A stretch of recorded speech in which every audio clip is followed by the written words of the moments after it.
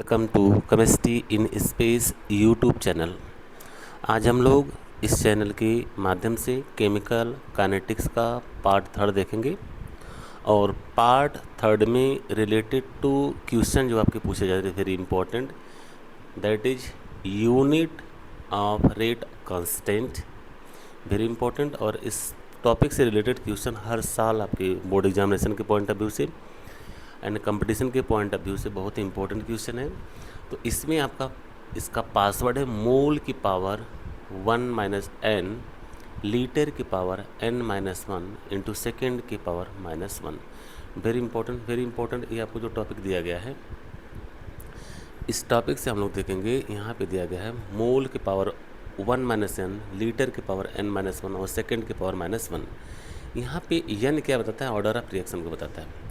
किसी भी रिएक्शन का ऑर्डर को n यहाँ पे इंडिकेट करता है और n की वैल्यू हमारे 0 भी हो सकती है, 1 भी हो सकती है, 2 भी हो सकती है, 3 भी हो सकती है, मतलब कुछ भी आपका होल नंबर हो सकता है।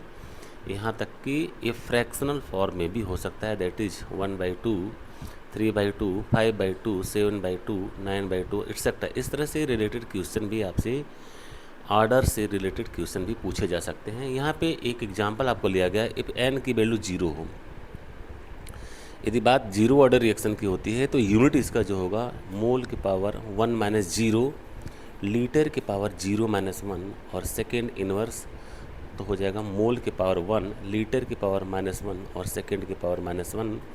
तो इसको हम लोग लिख सकते हैं मोल पर लीटर पर सेकेंड। ये 0 ऑर्डर रिएक्शन की यूनिट है, वेरी इंपॉर्टेंट।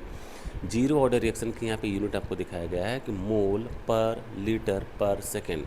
तो ये जो आपका पासवर्ड जो बनाया गया मोल की पावर 1 - n लीटर की पावर n-1 और सेकेंड की पावर -1, इस पासवर्ड की मदद से n की वैल्यू 0 पुट करके इसकी यूनिट को हमने पा लिया और यूनिट आपका हो गया मोल पर लीटर पर सेकेंड।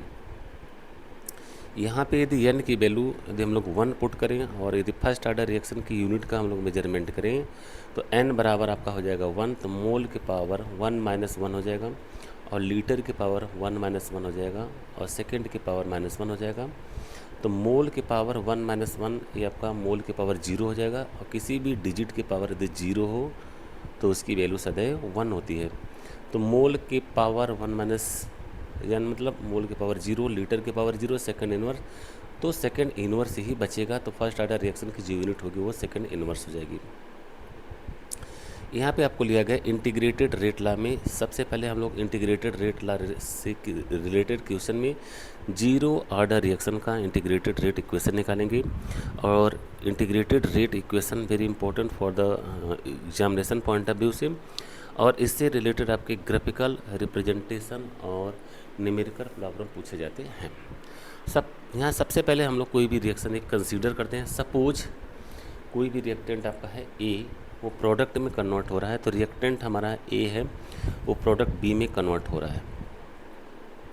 यहाँ पे सबसे पहले हम लोग देखेंगे कि जो change in concentration of reactant, change in concentration of reactant को हम लोग सदैव माइनस से दिखाते हैं, क्योंकि रिएक्टेंट का कंसंट्रेशन समय के साथ डिक्रीज करता है। तो यहाँ लिखेंगे -d/dt into concentration of A equal to rate constant k into A की पावर 0।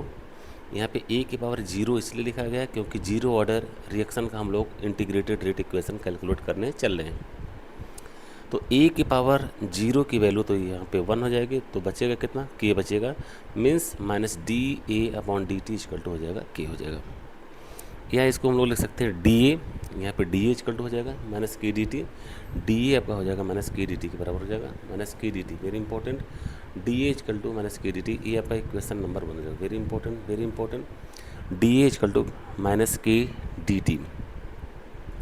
अब इस इक्वेशन को हम लोग क्या करेंगे? इंटीग्रेट करेंगे, क्योंकि initial concentration at time t equal to 0 पे हमारा कुछ रहा होगा और t समय पश्चात रिएक्शन करने के पश्चात उसका कंसंट्रेशन कुछ रहा होगा। तो इनिशियल कंसंट्रेशन मतलब टाइम t इजकल टू 0 पे लेते हैं, तो हम लोग a0 को यहाँ पे एज्यूम करेंगे इस इक्वेशन में।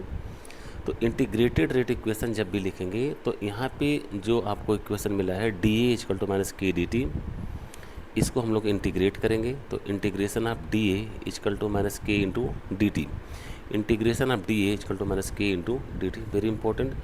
अब यहाँ पे जो इक्वेशन हम देखते हैं D A equal to minus K D T में जो आपका इंटीग्रेशन करेंगे तो यहाँ पे हो जाएगा ए equal to minus K T plus I, very important, क्योंकि इंटीग्रेशन डी ए का आपका ए हो जाएगा और के आपका रिएक्शन का रेट कांस्टेंट है, वो आपका इस इंटीग्रेशन के लिए कांस्टेंट हो जाएगा। कांस्टेंट टर्म को इंटीग्रेशन वहाँ पे उसको नहीं मेजर करता है और वो बाहर हो जाएगा, और डी टी का जो इंटीग्रेशन हो जाएगा टी हो जाएगा। तो हमको यहाँ पे क्या मिला, ए equal to minus K T plus आई, जहाँ पे आई आपका क्या है, इंटीग्रेशन कांस्टेंट है, मोस्ट इंपॉर्टेंट, आई आपका इंटीग्रेशन कांस्टेंट है। तो इस इक्वेशन से हम लोगों ने क्या देखा कि ए equal to minus K T plus आई, और आई आपका क्या है, इंटीग्रेशन कांस्टेंट है। सबसे पहले यहाँ देखेंगे where I equal to your integration constant. अब यहाँ से हम लोग पोजीशन नंबर 0 पे चलते हैं, वेरी इंपॉर्टेंट। अब यहाँ से जब भी इंटीग्रेशन कांस्टेंट की वैल्यू हमको कैलकुलेट करना होगा तो तब हम लोग इनिशियल पोजीशन पर चलेंगे, और यहाँ पे लिखा गया है इनिशियली, मतलब स्टार्टिंग में जब टाइम t इक्वल टू 0 था तो कंसंट्रेशन आपका ए कितना था, ए नॉट के बराबर था, मतलब कंसंट्रेशन आफ्टर टाइम टी जो हो जाएगा वो इनिशियल कंसंट्रेशन के बराबर हो जाएगा, और इनिशियल कंसंट्रेशन हमारा कितना है, ए नॉट, वेरी इंपॉर्टेंट। तो इस इक्वेशन में, इक्वेशन नंबर 2 में यहाँ पे हम लोग देखेंगे जब टी इक्वल टू 0 रख रहे हैं, वेरी इंपॉर्टेंट, जब टी इक्वल टू 0 है तो माइनस के टी आपका पूरा टोटल वैल्यू 0 हो जाएगा, और यहाँ पे आई की वैल्यू यहाँ पे निकल रहा है A naught, very important, integration constant की वैल्यू निकल रहा है ए नॉट, मतलब ये इनिशियल कंसंट्रेशन के बराबर हो रहा है जब हमारा टाइम टी इक्वल टू 0 हो रहा है। तो टाइम टी इक्वल टू 0 पे आई इक्वल टू हमारा कितना हो जाए, ए नॉट हो रहा है। अब इस ए आई इंटीग्रेशन कांस्टेंट की वैल्यू इक्वेशन नंबर 1 में पुट करेंगे, और इक्वेशन नंबर 2 में जब पुट करेंगे तो हम लोग देख रहे हैं ए इक्वल टू हो जाएगा minus K T plus A not हो जाएगा, तो ए इक्वल टू हो जाएगा minus K T plus A naught, very important, क्योंकि आई इक्वल टू इंटीग्रेशन कांस्टेंट है, और इंटीग्रेशन कांस्टेंट की वैल्यू ऑलरेडी हम लोगों ने पा चुका हूँ ए नॉट, और ए नॉट क्या है, इनिशियल कंसंट्रेशन है जब टाइम टी इक्वल टू 0 है। तो यहाँ पर हम लोग देख रहे हैं A equal to minus K T plus A naught. अब इसको हम लोग क्या करेंगे, ट्रांसफ़र करेंगे, तो A not minus A equal to हो जाएगा के टी, वेरी इंपॉर्टेंट, यहाँ पे इंटर कन्वर्जन करेंगे तो A not minus A equal to K T, मतलब initial concentration minus concentration after time T equal to K into T, या इसको हम लोग लिख सकते हैं K T equal to A not minus A, तो यहाँ से के इक्वल टू हो जाएगा A not minus A upon T, very important, this is the integrated rate equation of zero order reaction, very important. तो यहाँ integrated rate equation of the zero order reaction हम लोगों ने देखा, और किसी भी रिएक्शन की यूनिट को कैलकुलेट करना सीखा, किसी भी रिएक्शन का यूनिट हो, चाहे जीरो ऑर्डर हो, फर्स्ट ऑर्डर हो, फ्रैक्शनल हो, कुछ भी हो, ऐसे रिएक्शन की यूनिट को निकालने का सबसे बेस्ट तरीका है एन की वैल्यू वहाँ पे पुट कर दीजिए। जिस भी ऑर्डर का रिएक्शन की यूनिट हमको पाना है एन की वैल्यू वहाँ पे पुट कर दीजिए, और रिएक्शन की यूनिट हमको मिल जाएगी।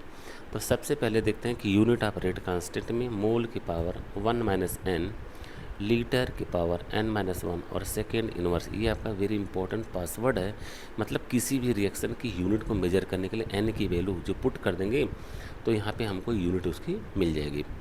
इंटीग्रेटेड रेट लॉ में हमने जीरो ऑर्डर रिएक्शन की इंटीग्रेटेड रेट लॉ में हमने देखा k equal to A not minus A upon t, जहाँ पे के आपका रेट कांस्टेंट है और ए नॉट आपका क्या है, initial concentration one time T equal to 0 है, और ए क्या है, कंसंट्रेशन आफ्टर टाइम टी है, और टी आपका टी समय तक जो रिएक्शन आपका हुआ है उसके बारे में।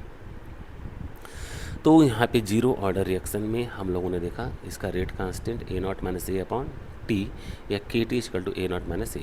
तो यहाँ पे इस चैनल के माध्यम से केमिकल काइनेटिक्स के पार्ट 3 में हमने देखा कि यूनिट ऑफ रेट कांस्टेंट के बारे में देखा, मतलब किसी भी रिएक्शन की यूनिट को कैसे देखा जाए, और इंटीग्रेटेड रेट लॉ में हम लोगों ने जीरो ऑर्डर रिएक्शन की इंटीग्रेटेड रेट इक्वेशन को यहाँ पे हमने डेराइव करना सीखा, और डेरिवेशन इस तरह से आपको दिखाया गया।